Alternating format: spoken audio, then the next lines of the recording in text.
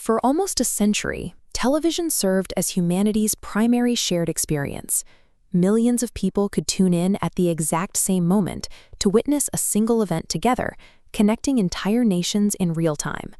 But reaching that audience required millions of dollars. You needed physical studios, heavy production equipment, broadcast licenses, and satellite uplinks just to get a signal into a living room. Because the physical infrastructure was so expensive, the power to broadcast was limited to a handful of massive corporations. A tiny group of executives sat in boardrooms and decided exactly what stories the rest of the world was allowed to hear and which perspectives would never reach the screen. That era successfully connected humanity, but we traded our intellectual independence for that connection. We allowed a few central figures to completely control the human perspective. The early internet offered an escape from those physical bottlenecks. Suddenly, anyone with a computer had the power to publish, promising a decentralized space where every voice could reach a global audience. That open landscape didn't last. A few mega platforms realized they could enclose the web, replacing curated channels and specific digital destinations with infinite personalized feeds.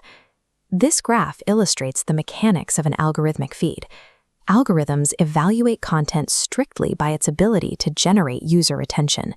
If a video is addictive or extreme, the engagement metric will spike exponentially, while any measurement for the actual quality or truth of the information simply flatlines. The machine only cares that you don't look away. Creators lost ownership of their audiences. To survive in this system, they have to constantly warp their own work, altering their programming to chase whatever behavior the machine gatekeeper decides to reward this week. For the viewer, the result is a loop of behavioral manipulation. You aren't watching intentional programming. Your attention is being harvested through endless passive scrolling inside a closed ecosystem. We successfully removed the human editors of the broadcast era, only to surrender that exact same control to engagement algorithms. We built a global media landscape devoid of intentional programming.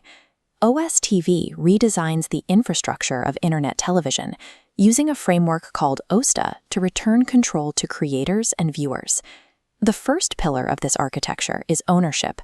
Instead of renting space on someone else's platform, organizations use open-source video software like AVideo to deploy their own self-hosted streaming platforms. They become independent broadcast networks. When a creator owns the network, they own their servers, their revenue model, and their direct audience data. No algorithm can arbitrarily demonetize them or interfere with their business.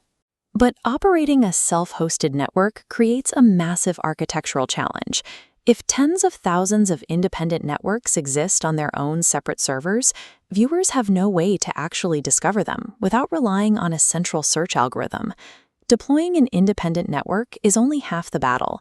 True digital sovereignty requires a universal system of discovery that cannot be manipulated or demoted by a third party. The Worldwide Broadcast Network, or WWBN, solves this discovery problem by acting as the DNS registry for television. It provides an architectural layer dedicated entirely to permanent identity. WWBN registers these independent platforms and assigns them permanent logical network and channel numbers. A science platform becomes Network 100, with feeds channel 100.1 and 100.2. With this rigid identity, algorithms can't hide them. Overlaid is ITV.Guide, the scheduling layer. Instead of an infinite scroll, it generates transparent, time-based programming blocks across every registered network.